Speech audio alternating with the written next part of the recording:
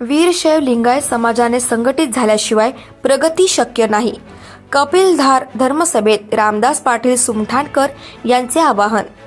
संत शिरोमणी मन्मथ स्वामी संजीवन समाधी कपिलाधार येथे दरवर्षी कार्तिकी पौर्णिमेला यात्रा भरते. या यात्रेला 450 वर्ष जुनी परंपरा आहे. राज्यासह देशभरातील महाराष्ट्र, कर्नाटक, तेलंगणा येथील लिंगायत बांधव दर्शनासाठी मोठ्या संख्येने येतात. शिवनामाचा जयघोष करत शेकडो दिंड्या अनेक मैलाचा प्रवास करत भक्तिभावाने या पवित्र भूमीत दाखल होतात. असे सांगून कपिलाधार हे लिंगायत समाजाचे माहेरघर असून अनेक शिवाचार्य यांच्या उपस्थितीत महापूजा संपन्न होत असते, असे प्रतिपादन करण्यात आले. समाजाच्या जडणघडणीत महत्त्वाची भूमिका बजावणारे मठ आणि मंदिर ही समाजाचे श्रद्धास्थान आहे. पण आज घडीला हजारो वर्षांची परंपरा असलेली अनेक मठ भग्न अवस्थेत पडलेले आहे. त्यांचा विकास करण्यासाठी सरकारने पुरेसा निधी उपलब्ध करून द्यावा, अशीही मागणी करण्यात आली. तसेच समाजाचे प्रश्न मांडण्यासाठी आणि सोडवण्यासाठी दरवर्षी या ठिकाणी धर्मसभेचे आयोजन करण्यात येते. दरवर्षी या ठिकाणी धर्मसभेचे आयोजन करण्यात आले.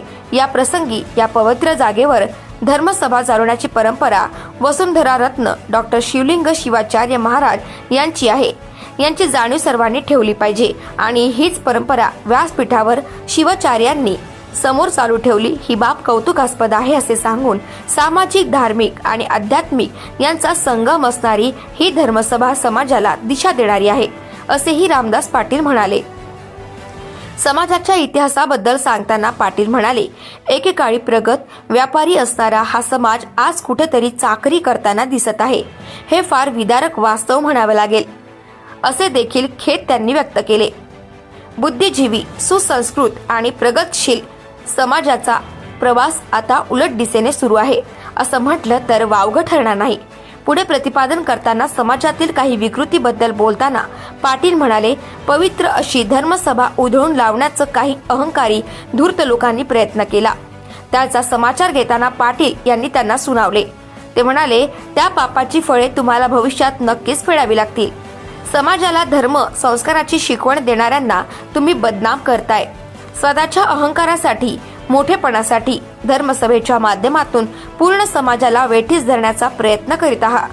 मी या ठिकाणी कुणाचेही नाव घेणार नाही, कारण मी तुमचं नाव घ्यावं एवढी तुमची उंची, लायकी नाही, असेही खडसावले. ज्याला त्याग आणि समर्पण काय असतं हे माहिती आहे, त्याचं नाव रामदास पाटील आहे. ज्यांनी समाजासाठी आधी केले मग सांगितले हे लक्षात घ्या, असेही बोलले. समाजावर होणाऱ्या अत्याचाराचे रात्री बेरात्री जेव्हा फोन येतात तेव्हा मन व्याकुळ होऊन जातं आणि मनातून वाटतं कुणीतरी हवं आता आपल्या समाजाच्या प्रश्नांना वाचा फोडणारा. समाजातील बांधवांनी आता संघटित व्हावे. प्रत्येकाने जागृत होऊन काम करणे गरजेचं आहे. उच्च शिक्षण घेतलं पाहिजे, नोकरी मिळवली पाहिजे. एकमेकांना आधार देत सर्व जाती जमातींना सोबत घेऊन चाललं पाहिजे. समाजाची आजची परिस्थिती बघता काही समाज विघातक शक्ती क्रियाशील झाल्या असून अनेक वर्षांपासून समाजाच्या नावाने धंदा मांडून आपलं उखळ पांढरं करून घेण्यात धन्य होत आहे. थोड्याशा लालसेपोटी समाजाला विकत आहे. स्वतःचा मोठेपणाकरिता समाजाचा लिलाव करीत आहे. या विघातक शक्ती आपण वेळीच रोखणं हे या तरुणांचं काम आहे. अन्यथा समाजात दुही माजेल. समाजातील गट तट विकोपाला जायला उशीर लागणार नाही, अशी ही चिंता व्यक्त केली.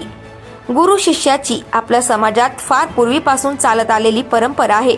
तीही आता या मंडळींकडून पायदळी तुडवली जात आहे. कीर्तनकार, प्रवचनकार मंडळीत मठात गटबाजी करणे, सर्व समाजाला एका चौकटीत बांधणाऱ्या गुरूंना मठाधीशावर हल्ले करण्या इतपत घाणेरडे कृत्य घडत आहे. मठांच्या मालमत्तेवर डोळा ठेवून गुरूंना धमकावणे, ब्लॅकमेल करणे असल्या कृतीने आपण समाजाला कुठल्या दिशेने घेऊन चाललो आहोत याचं एकदा आत्मपरीक्षण केलं पाहिजे, असेही काही स्वयंघोषित नेत्यांना फटकारले. समाज कशाला म्हणतात? समाजाचा विचार काय आहे? आचार काय आहे? गुण दुर्गुण काय आहे? विश्वासार्हता काय आहे? याचा विचार करणं अत्यंत गरजेचं आहे. मागील 30 वर्षात समाजाला लुटल्याशिवाय काही झालं नाही. आता तरी समाजाने काळाची पावले ओळखली पाहिजे. राज्यात 350 जात समूहाचा हा वीरशैव लिंगायत समाज जवळपास राज्याच्या लोकसंख्येत 1,20,00,000 म्हणजे जवळपास 10% आसपास आहे. सर्व घटकाला सोबत घेऊन चालणारा हा आमचा समाज आहे. या समाजाचा विकास होत असताना डोळ्यांनी आपले देव, देश आणि धर्म ही परंपरा टिकली पाहिजे, आपली मठ संस्कृती टिकली पाहिजे, असे मत रामदास पाटील यांनी व्यक्त केले. यावेळी व्यासपीठावर राज्याचे शिक्षण मंत्री दीपक केसरकर यांच्याकडे मागील वर्षी याच व्यासपीठावरून महात्मा बसवेश्वर आर्थिक विकास महामंडळाची मागणी केली होती आणि त्या मागणीची पूर्तता तात्काळ आपल्या सरकारने केली आणि महामंडळ घोषित झाले. त्याबद्दल सर्व समाजाच्या वतीने सरकारचे लाख लाख आभार व्यक्त करण्यात आले. विश्वास काळे, Umarkhed, Yavatmal. Subscribe now and press the bell icon. Never miss an update.